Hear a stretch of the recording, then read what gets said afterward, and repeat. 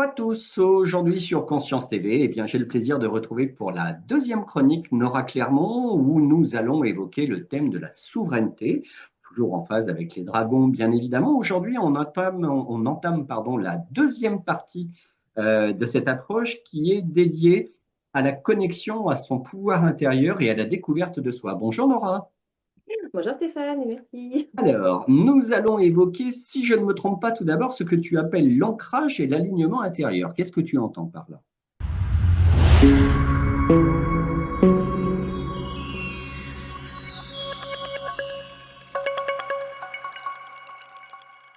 Les dragons, en fait, ont à cœur de nous emmener dans notre souveraineté. Et c'est à la fois un sujet très vaste, à la fois une chose très simple. Et donc là, on est dans ce découpage. Et aujourd'hui, donc, avec cette connexion à notre pouvoir intérieur, la notion d'ancrage, c'est quelque chose qu'on entend tous aujourd'hui dans le développement personnel, l'alignement aussi. Alors, en version dragon, ce que ça nous donne, c'est effectivement être là, être dans notre présence. Et cet ancrage, en fait, il n'y a pas à aller le chercher, il n'y a pas à aller imaginer les racines, elles sont là. Par contre, on le sent ou on ne le sent pas. Et qu'est-ce qui fait qu'on ne le sent pas, en fait? Et j'ai vécu pas mal d'expériences avec eux dans ce domaine, parce que d'abord, parce que je me barrais un petit peu trop loin assez souvent. Et puis même dans les accompagnements, je me rends compte que quand on ne sent plus cette base qui est stable, quand on a l'impression qu'on marche un petit peu sur des coussins d'air, effectivement, il se passe quelque chose qui fait que l'ancrage n'est pas, n'est pas très actif. Euh, dans ces cas-là, l'idée, c'est de repasser, c'est si je regarde mon alignement, où est-ce que j'en suis? Qu'est-ce qui fait que là, à l'intérieur de moi, j'arrive pas à descendre dans ma présence jusqu'à la terre? Alors que je sais que je suis sur terre, hein, mentalement c'est une évidence, je suis forcément reliée à la terre puisque je suis en tant qu'être humain, je suis ce pilier aussi. Et les choses qui peuvent se passer, c'est souvent soit sur le plan mental, il y a tellement de choses, c'est tellement embrouillé, il y a tellement de monde là-haut, avec plein de petites voix qui parlent de partout, que du coup, bah, toute mon énergie, elle est là-haut, et du coup, elle n'est pas là. Et du coup, l'intention, c'est soit avec les dragons de l'air, sont très très doués pour faire du grand courant d'air dans la tête, et remettre un petit peu de légèreté et de joie, quand c'est vraiment le plan mental qui est saturé, en fait. Soit rester avec appeler un dragon qui est associé à l'ancrage, donc ça peut être un dragon rouge, un dragon de la terre, qui là va faire redescendre en fait tout ce qui est là, ramener un petit peu comme si on purgeait par le bas, ouais, on fait redescendre toutes les infos et on attire un petit peu vraiment voilà, l'énergie pour que ça redescende et faire descendre la pression en même temps. Euh, Parfois aussi, quand on ne sent plus cet ancrage, le blocage est plus au niveau émotionnel. C'est-à-dire qu'il y a eu quelque chose aussi qui nous a un petit peu mis en état de freeze. Voilà. Et là, le pareil, c'est plus avec les dragons de l'eau qui agit beaucoup. Enfin, je sais que souvent on associe l'émotionnel à l'eau, mais là, c'est vraiment avec eux.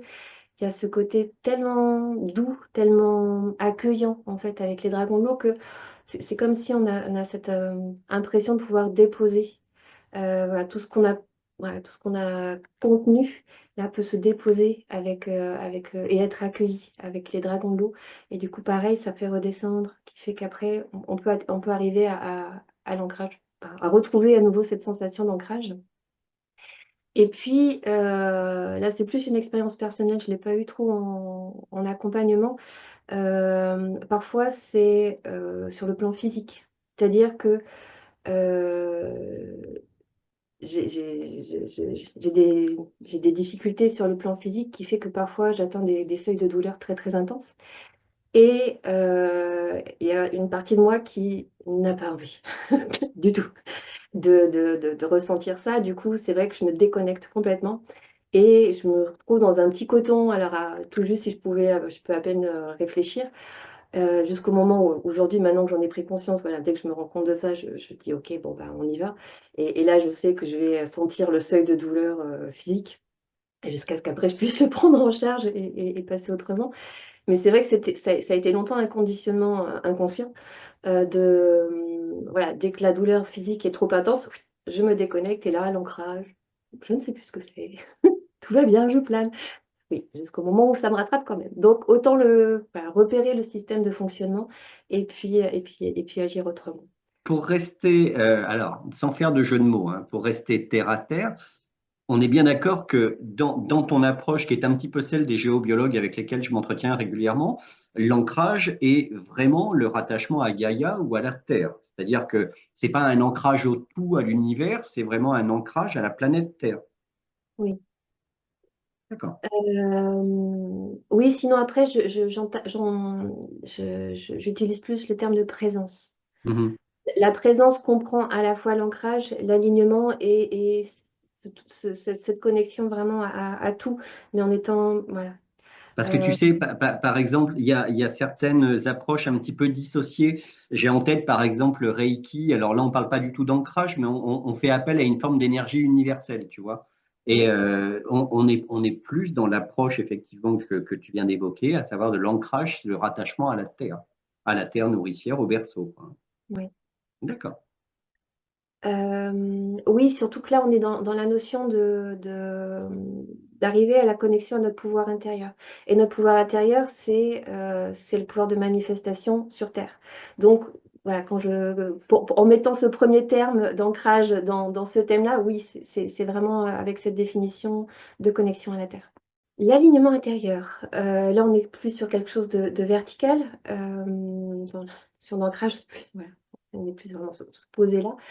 L'alignement intérieur, bah, justement, personnellement, si je sens que cette connexion à la terre est un petit peu aux abonnés absents, je vais aller vérifier ce que je disais tout à l'heure, est-ce que c'est plan mental, plan émotionnel, plan physique ou autre, si ce n'est aucun des trois. Mais cet alignement intérieur, c'est un petit peu la base, un petit peu comme dans médecine chinoise où on parle des trois dantian, les trois centre énergétique. Ouais, est-ce que mon ciel est ouvert? Est-ce que mon cœur est ouvert? Et est-ce que mon aura est ouvert? Et voilà, est-ce que les trois vibrent à la même intensité? On peut parler aussi de cœur, corps, conscience. Voilà, est-ce que ces trois aspects de moi-même sont unis, en fait, dans ensemble? Donc là, bah, ça va être après, bah, à chacun de voir comment, si ça se fait tout seul, si on y est, et si on n'y est pas après, bah, comment réouvrir l'espace. Donc je parlais des dragons de l'air tout à l'heure pour ouvrir l'espace de la tête. Ça peut être des dragons blancs aussi, qui aident à faire les passages dans ce côté de croire en sa propre lumière. Parfois, c'est vraiment des croyances ou des jugements intérieurs ou des blocages au niveau du mental qui ferment un peu l'espace. Au niveau du cœur, on en reparlera plus dans la prochaine, mais c'est ce côté euh, voilà, s'ouvrir. Ouais, est-ce que mon cœur est-ce que je m'accueille?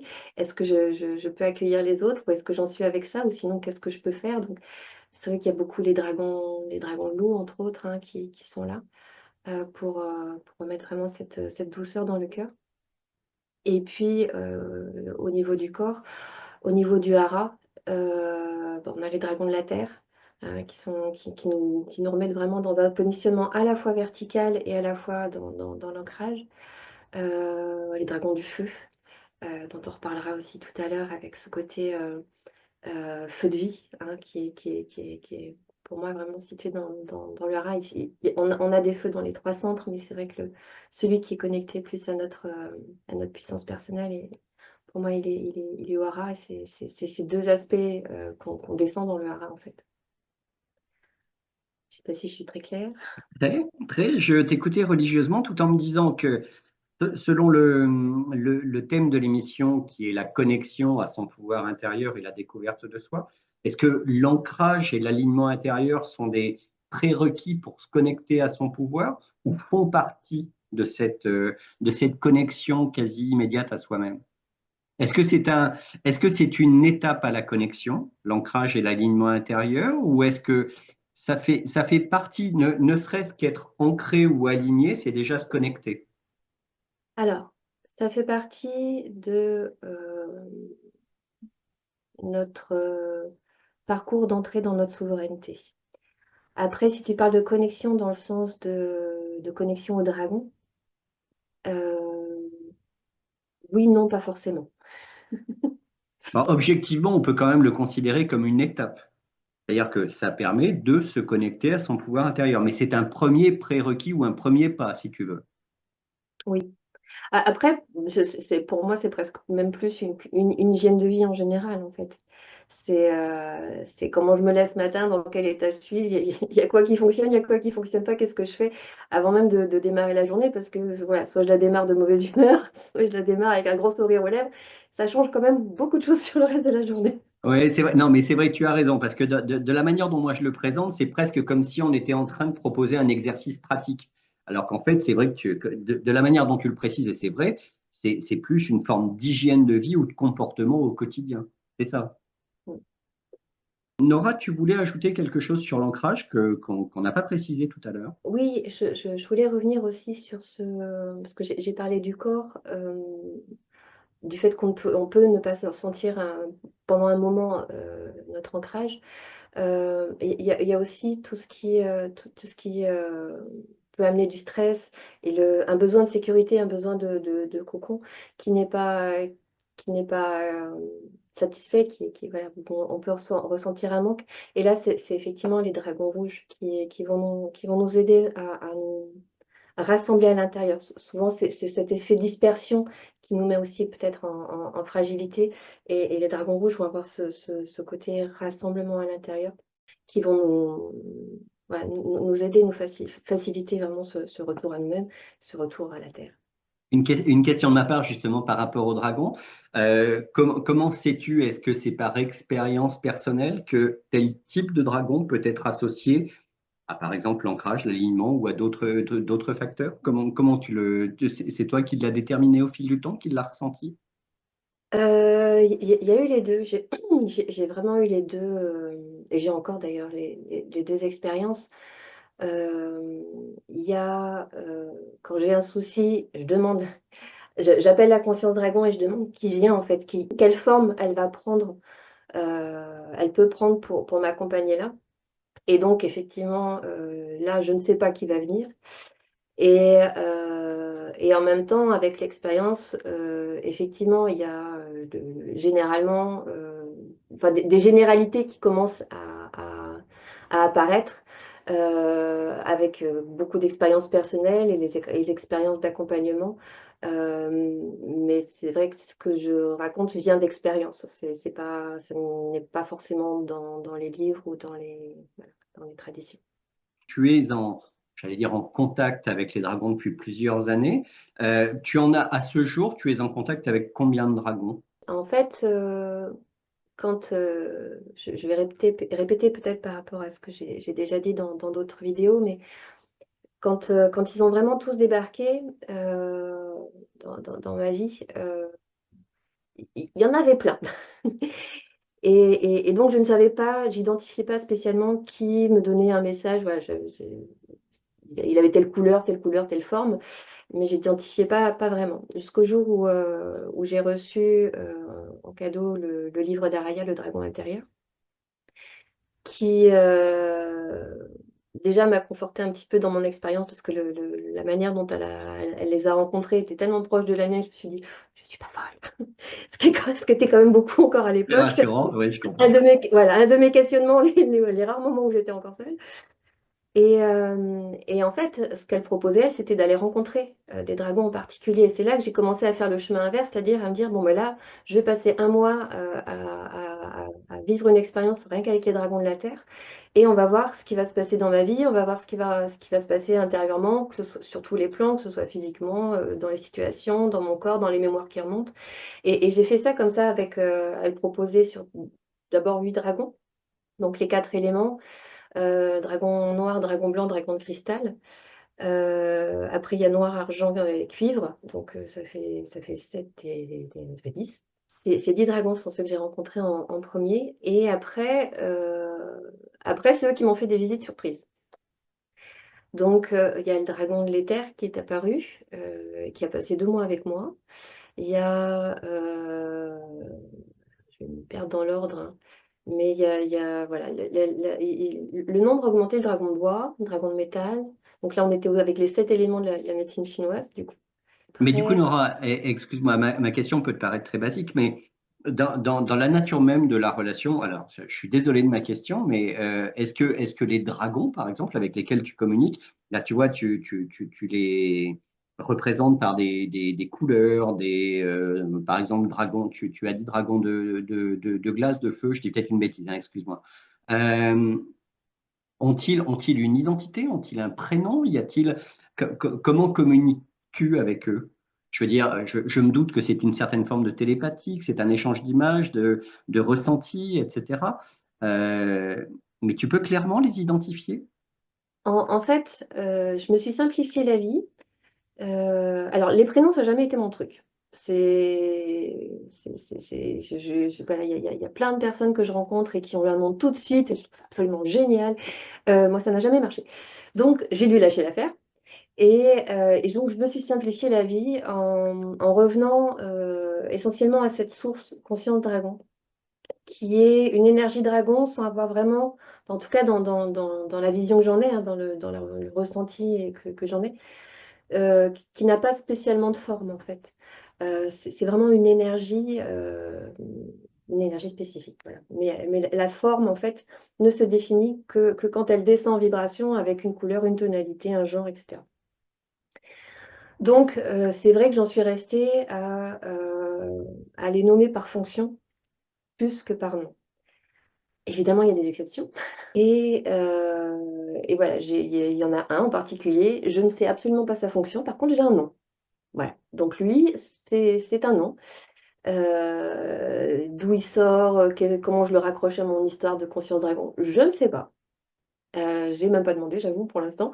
Je suis tellement surprise. Alors, ça fait un moment, pourtant, ça fait 1 an et demi au moins qu'il fait coucou de temps en temps.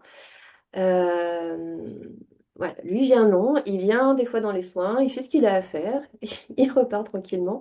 Euh, et voilà. Donc les deux existent. Les noms ne sont pas ma spécialité, les fonctions plus, parce que pour moi, c'est vraiment cette je m'attends pas à avoir mon dragon qui revient tout le temps en fait. Ouais, je comprends. C'est pas toi, t'es comme ça et voilà, tu restes comme ça figé parce que et on joue ensemble tous les jours. Moi, j'aime ce côté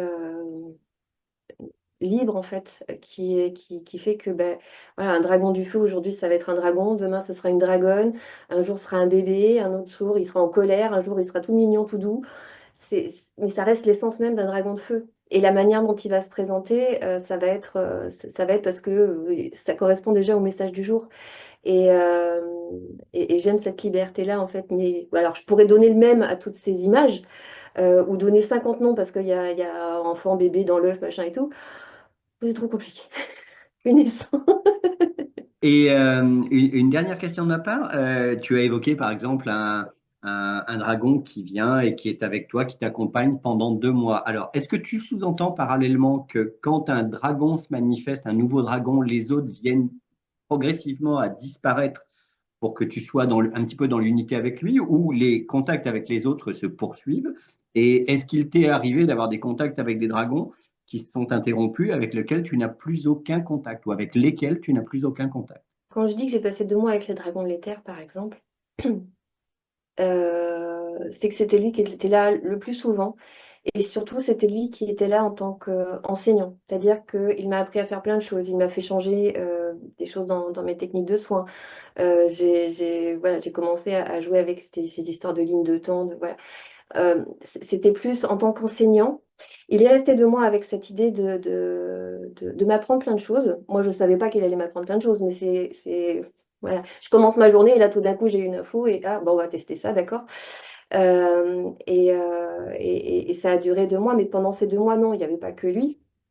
Et donc, j'ai commencé mon histoire de tout à l'heure où je disais que j'en avais 10 au départ, et puis après, il y en a d'autres qui sont arrivés. Il y a quelques années, je suis désolée, les dates, je ne m'en souviens plus du tout, mais C'est pas grave. peut-être 3 ans, 4 ans. euh, J'avais appris une technique de soins quantiques de Richard Gandon. Et voilà, cette pratique-là, je n'arrivais pas à faire ce soin en moins de 3 voire 4 heures. C'était impossible physiquement pour moi de faire des soins de 3 4 heures comme ça, régulièrement. Et donc j'ai dit, faites quelque chose. Et avec ma délicatesse naturelle. Et en fait, j'ai reçu une réponse avec à peu près la même délicatesse. Bah, fais ton jeu. D'accord. Et en fait, donc j'ai commencé à regarder des images sur Internet parce que je ne savais pas comment faire à l'époque. Je n'avais pas encore ouvert la porte de l'intelligence artificielle. Et donc j'ai commencé à regarder des images et puis, ah, bah lui, il ressemble exactement à... Voilà, je cherchais des images qui ressemblaient au plus près de mes copains.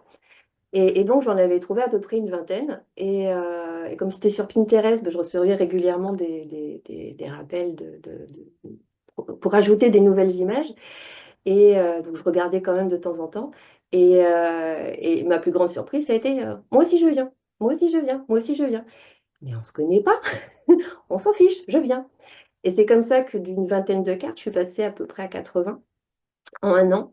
Et donc à devoir, oui, c'est ça. Et donc à devoir me réajuster à 80, enfin, à presque 70 nouvelles énergies. Donc là, effectivement, j'ai eu moins de temps que les 2 mois que j'avais tranquillou avant avec chaque énergie, hein. Ça a été beaucoup plus rapide. Et pour avoir ce jeu que j'utilisais à la fois pour moi, à la fois en accompagnement, et à devoir me mettre à jour à la vitesse grand V, et donc à ouvrir encore plus mon champ, ce champ des possibles, en me disant, bah oui, je regardais comme ça, on me demande d'ouvrir comme ça, et on me demandera sûrement d'ouvrir comme ça encore plus tard. Et voilà, donc en un an, je suis passée de mon truc bien serré que je pouvais retrouver encore dans les livres avec quelqu'un, hein, on lâche tout, et maintenant tu nous fais confiance, et puis on va jouer ensemble. Ce jeu, même si là, depuis quelques mois, je m'en sers beaucoup moins, ça a été vraiment, je me suis raccrochée à lui pendant ouais, 1 ou 2 ans, vraiment, c'était vraiment ma base. Et là, il me demande de commencer à le lâcher aussi dans ma pratique personnelle. C'est toujours en accompagnement, mais dans ma pratique personnelle. Et ce jeu, bah, comme ils étaient tous là, si tu veux, je ne pouvais pas en perdre un, puisque de toute façon, si c'est lui qui apparaît, bah, il est là. Donc voilà.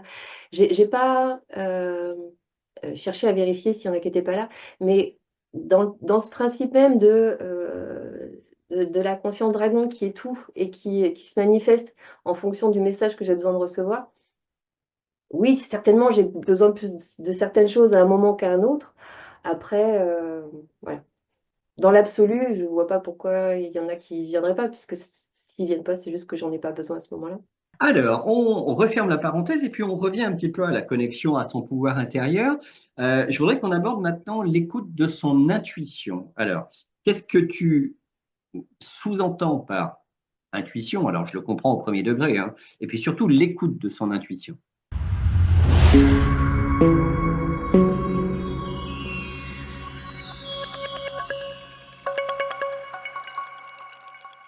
L'intuition, c'est un mot pareil qui a 36 définitions, tout comme le clair ressenti avec toutes ces autres manières d'entendre, de sentir, de voir que l'on a, qui sont normalement naturelles, mais souvent effectivement l'éducation, la société, il y a plein de choses en fait qui nous ont appris pour notre bien, à fonctionner dans le monde matériel. Et qui aujourd'hui, voilà, on redécouvre que oui, c'est intéressant de fonctionner dans ce monde-là, mais c'est aussi intéressant de fonctionner avec plus de notre potentiel. Donc l'intuition en fait partie et c'est vrai que j'entends souvent les gens dire: «Ah pourtant je le savais, j'aurais dû écouter» et ça veut dire et c'est cette petite voix intérieure, voilà, qui nous parle. Pour moi, je la passe plutôt dans le corps que dans la tête. Hem, mais voilà, c'est pareil, on peut la mettre aux différents endroits de notre corps. C'est comme de pouvoir se poser une question et d'écouter comment le corps répond. Hein, ce test du oui/non qu'on peut faire, soit avec un pendule, soit avec notre propre corps.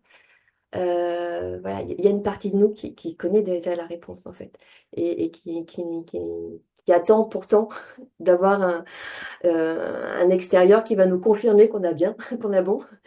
Mais l'idée, c'est de revenir vraiment à l'intérieur et dire: «Bon là, moi, cette partie de moi qui sait, qu'est-ce qu'elle me dit à cet instant-là?» Tu sous-entends très concrètement, je vais utiliser des termes plus rationnels, suivre son instinct, écouter son sixième sens, se fier à ses ressentis. Alors oui, et ça sous-entend effectivement d'être dans l'alignement et dans l'ancrage d'abord. Parce qu'effectivement, des fois, si on n'écoute pas, c'est qu'on ne sait plus qui parle. Parce qu'est-ce que c'est la tête, les jugements, mon père, ma mère, la voisine, le président, voilà. Qui me donne ce message, en fait? D'où il vient ce message? Et c'est vrai que c'est pour ça que les 2 premières étapes sont intéressantes parce que si je suis là et que j'ai un «ch'ting» qui monte à la tête, ou qui descend, voilà, mais c'est vrai que je le sens plus comme ça.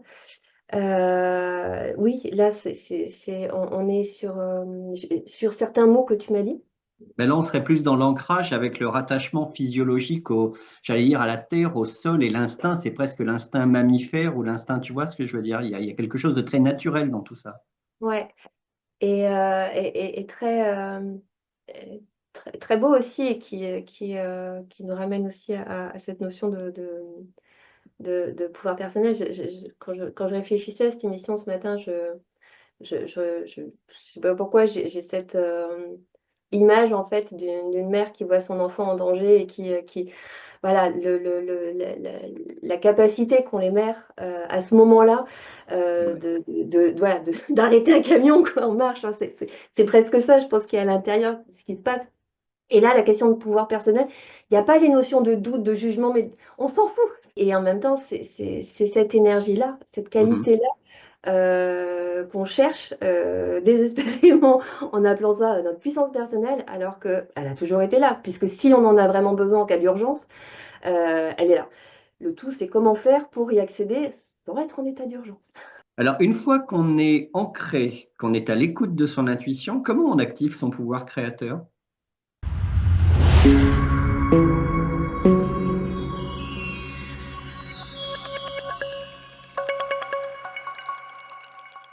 On est dans retrouver notre puissance personnelle et on est des êtres créateurs.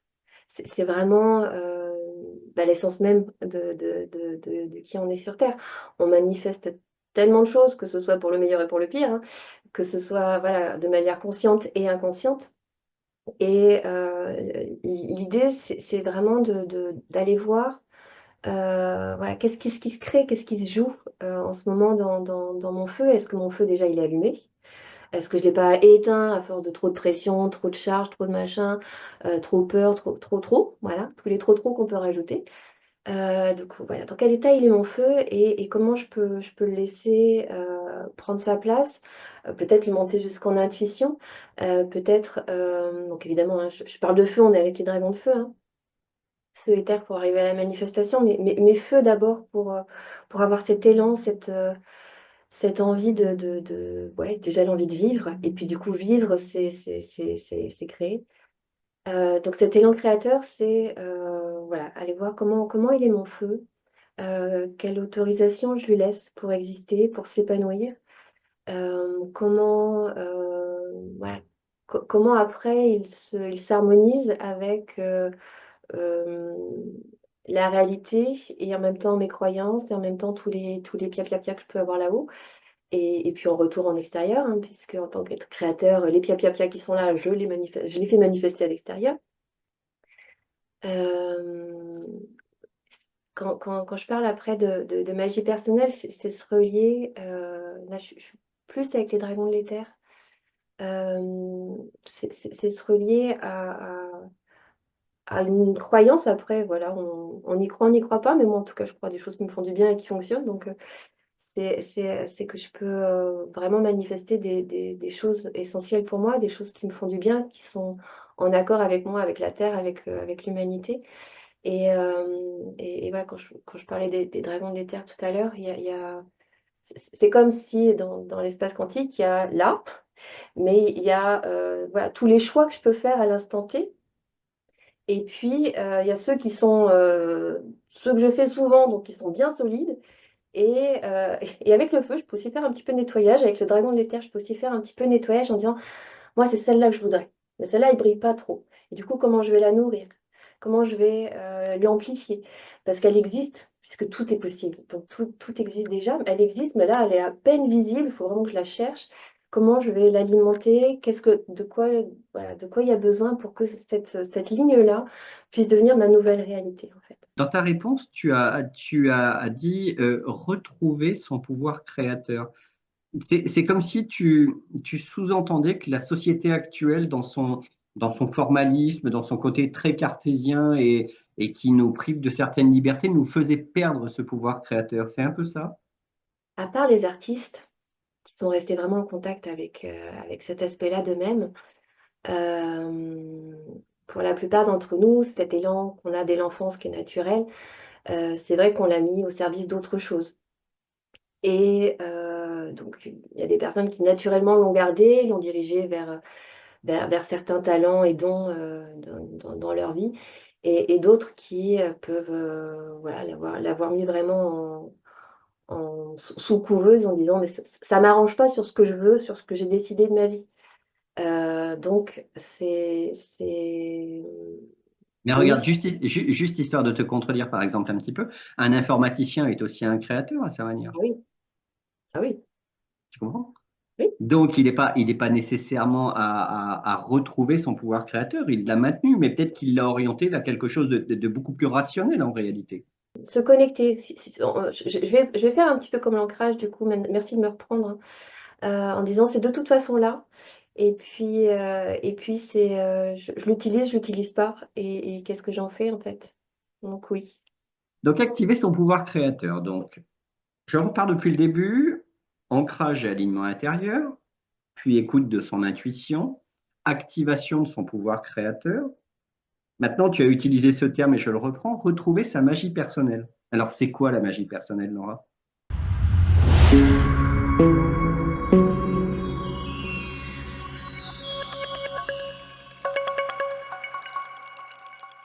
La magie personnelle, pour moi, est en lien avec notre pouvoir créateur, c'est-à-dire qu'est-ce que il y a, c'est dans le sens de ce que j'expliquais avec ce dragon de l'éther, c'est-à-dire euh, A ne donne pas forcément A plus B, ne donne pas forcément C. On nous a appris que si, hein, et j'ai adoré les maths, il n'y a pas de problème avec ça. Maintenant, on vit dans une ère où A plus B égale C ou D ou E ou F ou G ou H, etc., etc. Et notre magie personnelle, c'est justement de s'arrêter et de voir, bon, à quoi j'ai envie que ça soit égal en fait. Mhm. Et Là, on bascule presque dans l'univers quantique en réalité. voilà, c'est ça. Il y a eu, c'est pareil, c'était une anecdote que je voulais reprendre par rapport à l'intuition. Je ne sais pas si, selon les personnes qui écouteront, s'il y en a beaucoup qui ont conscience, en tout cas, de ce qui se vit depuis 2012. Voilà, on attendait 2012 comme la grande révélation, le grand machin, et bah, ça n'a pas eu, voilà, sur le plan terrestre, ça n'a pas été plus que ça. Et pourtant, avec le recul, moi, je trouve ça extraordinaire le nombre de personnes qui aujourd'hui ont des informations, reçoivent des messages, pour qui ce côté intuition, c'est devenu la chose la plus banale, quelque part. Qu'on l'écoute ou qu'on l'écoute pas, la petite voix, elle est là. Et c'est vraiment, alors qu'avant, il fallait quand même des heures de méditation et s'accrocher à son truc pour ne pas lâcher, pour avoir une petite bribe d'infos. Le nombre de personnes aujourd'hui qui peuvent canaliser, qui peuvent, voilà, qui peuvent ressentir, juste avoir la petite voix, juste dire, faut que j'aille là aujourd'hui, je ne sais pas pourquoi, mais j'y vais. C'est vraiment pour moi, le 2012 a vraiment été une charnière importante. Ce qui est intéressant, c'est le paradoxe qui résulte de la situation. Ce que je veux dire par là, c'est que le quantique est officiellement très, très étudié scientifiquement. On peut parler de l'informatique quantique et de bien des domaines. Et paradoxalement, d'après la définition du quantique, on serait presque dans l'univers de l'irrationnel et de la magie. Oui, de toute façon, les plus grands scientifiques et philosophes sont généralement des grands mystiques, hein, parce que même si eux cherchent, c'est comme si justement cette intuition, cette compréhension subtile qu'ils peuvent avoir de l'univers, ils cherchent à le ramener, à le montrer dans la matière pour pouvoir après en faire, le partager au plus grand nombre. Et les grandes découvertes sont nées de ces esprits de génie très ouverts, justement. Ouais. Le quantique et la magie personnelle. C'est cette espèce où le oui et le non sont côte à côte. C'est-à-dire que oui, A plus B égale C, oui, A plus B égale D, oui, A plus B égale E. Euh, Tout est vrai. Tout est vrai. Et du coup, c'est là où pour moi on a besoin de ce feu de créateur, de cet élan d'intuition, de notre pouvoir personnel pour OK, je choisis et si je veux vraiment manifester, ça va pas être juste une petite idée qui va survoler. Il va falloir vraiment que je l'ancre là, parce que si je veux vraiment changer la suite de mon histoire, la conséquence habituelle que j'ai d'une action, là, ça va pas être juste parce que je vais faire un doux rêve. Il y a quelque chose vraiment de très présent, très puissant qu'il va falloir incarner, en fait, faire monter et habiter. Allez, nous allons terminer cette chronique par un dernier point qui est celui de renouer avec sa puissance personnelle. Pourquoi renouer?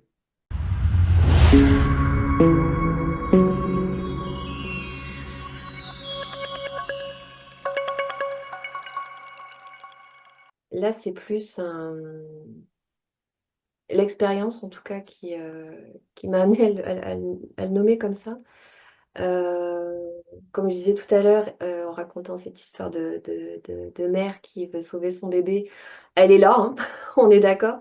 Mais la plupart du temps, c'est une puissance, une force, soit qu'on passe son temps à chercher, et soit voilà, on a l'impression en tout cas de ne plus y avoir accès. Donc ce renouer, là, j'avoue que je vais le maintenir. Il ne concerne pas tout le monde, évidemment, hein. Il y a des personnes qui sont, voilà, on les sent vraiment dans leur puissance avec un charisme extraordinaire. Voilà.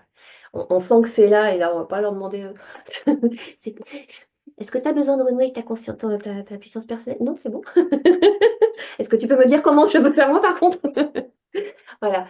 C'est comme le reste, hein, c'est un apprentissage entre les moments où ah, ça y est, je l'ai, ah merde, ça y est, c'est reparti. Et plus on va plus on va dans cette recherche, plus ça devient évidemment simple et naturel de recontacter avec cette énergie-là. Puissance personnelle, c'est vraiment au sens présence aussi. Euh, dans beaucoup de dans beaucoup d'accompagnements, la notion de puissance personnelle fait très peur. Il y a cette confusion entre puissance et violence, cette peur de qu'est-ce qui peut se passer si vraiment voilà, là, j'y vais, j'ose, je dis non, j'ose, voilà, je prends ma place dans un groupe, au lieu de me faire tout comme ça en espérant que personne ne me voie et me pose la question. Qu'est-ce qui Souvent, alors la peur de la violence, c'est souvent parce qu'il y a tellement de colère, avec tellement de, de couches qu'on a mis, que là, si on me dit, mais si j'en lâche un petit peu, ça va péter. Et puis je vais faire du mal aux autres, etc., etc. Donc souvent, voilà, c'est cette première approche de notre de reconnexion, pour renouer avec notre puissance personnelle, c'est déjà reséparer la notion de puissance et la notion de violence. Et il y a quelque chose de très... c'est un petit peu la carotte, c'est que c'est tellement bon d'être dedans, que du coup, et puis de voir les autres dedans, que tu te dis, mais hein, quand même, ça fait envie, hein. Voilà, je trouve que la vue du résultat, voilà, peut donner l'envie de franchir toutes les étapes qu'il peut y avoir dans cette peur ouais, d'être soi, hein, puisque c'est aussi être soi. C'est oser reconnaître, ça fait partie de voilà, reconnaître qui on est, reconnaître notre valeur, s'accorder ouais, de l'importance, pas plus que les autres, mais à hauteur égale. Très souvent, on dit oui, mais lui, oui, mais elle, voilà. Oui, mais moi. Et c'est voilà, ok. Je suis une petite goutte d'eau, je fais partie de l'océan, mais effectivement, on pourrait avoir l'impression que ma goutte d'eau, elle sert à rien dans l'océan. Et du coup, si je change d'image et que je prends un pulse, bah, quand il manque une pièce à un pulse, c'est pas pareil. Et je pense qu'on a, dans cette grande toile multidimensionnelle, ouais, on a vraiment tous notre rôle à jouer bah, on distord la toile quand quelqu'un joue pas son jeu. Sans mettre de pression non plus, mais c'est tellement agréable. Dans les dragons, quand je demandais qui pouvait être là pour nous accompagner dans ce chemin de puissance personnelle, alors c'est vrai avec Cédric Codion, on utilise beaucoup le chemin d'alchimie spirituelle, donc avec l'œuvre noire, l'œuvre rouge, l'œuvre noir, l'œuvre blanc, l'œuvre jaune et l'œuvre rouge, donc avec 4 dragons qui portent particulièrement ces 4 œuvres. Euh, mais là, tu vois, juste dans un partage comme ça en émission, la réponse était les 7. C'est-à-dire, on va commencer par l'air, hein, parce que on est quand même dans une société où on est très dans le mental, avec l'eau, voilà, au niveau du cœur, que vraiment l'espace du cœur puisse être ouvert et soutenu. Avec le feu intérieur, avec la terre, donc on est avec les 4 éléments. Il me dit non, ça suffit pas, ok.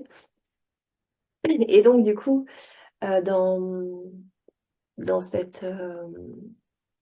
voilà, c'est comme si les 4 éléments se plaçaient sur un plan horizontal. Au-dessus, on a le fameux dragon blanc dont je parlais, qui est celui qui nous accompagne pour retrouver vraiment notre connexion à notre être supérieur, à notre divin, enfin, en mettant le mot qu'on veut, et à reconnaître notre lumière intérieure. Voilà. Et puis, il y a le fameux dragon noir, je crois que j'en ai pas encore beaucoup parlé, je ne sais même pas si j'en ai parlé.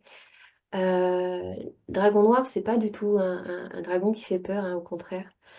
C'est celui qui nous accompagne dans la traversée de nos peurs et qui est un tel soutien, un tel compagnon quand on est face à des événements voilà, qui peuvent mettre en difficulté, ou face à des mémoires ou des choses qu'on a vraiment occultées voilà, on n'a pas le courage d'y aller tout seul.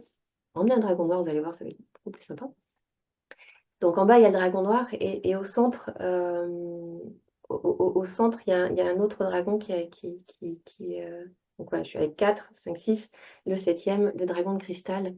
Et là, en fait, ce dragon de cristal, c'est celui qui est connecté à tous les autres et en même temps qui va émaner et c'est aussi cette reconnexion à notre être cristal et notre pouvoir.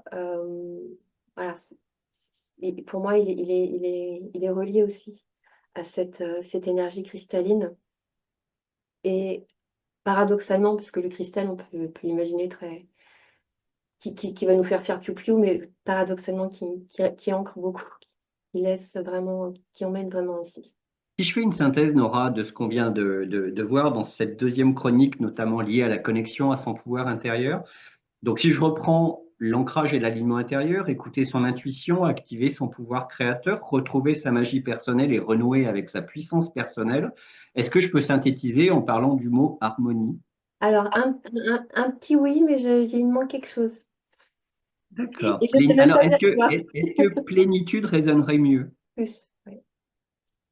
Plus parce que dans ce terme qui vient de plein, euh, effectivement, je suis aussi pleine de mon pouvoir personnel. Donc, j'inclus ce qu'on a dit la dernière fois sur la reconnexion à notre essence, à notre singularité. Je l'inclus cette fois-ci, je la rassemble avec ma puissance personnelle pour pouvoir faire quelque chose de joli. Donc, D'accord. J'ai essayé de trouver un terme qui définisse clairement les différentes étapes de la connexion à son pouvoir intérieur. Tu vois, donc j'ai utilisé harmonie, plénitude. Je pourrais peut-être utiliser complétude, mais j'aime pas trop le terme. Mais voilà, tout ce qui caractérise le fait d'être entier, d'être soi, d'être en harmonie avec soi-même, d'être en phase effectivement et en ancrage tel que tu l'as précisé. Avoir conscience de ses capacités, ne pas être dans le doute par ailleurs. C'est quand même une définition assez entière, effectivement, de la plénitude. oui, oui, en plénitude, ça va. Complétude, pour moi, m'amène à autre chose. Alors, c'est aussi parce que c'est en lien avec une rune. Mais plénitude, ouais. Alors, pour bien comprendre les différentes chroniques de Nora accompagnées de Stéphane, moi, je vous invite à découvrir la prochaine chronique qui sera dédiée à la guérison intérieure. C'est bien ça, Nora? C'est bien ça. Merci, Nora. Rendez-vous pour la prochaine chronique. À très bientôt et merci pour tout, Stéphane.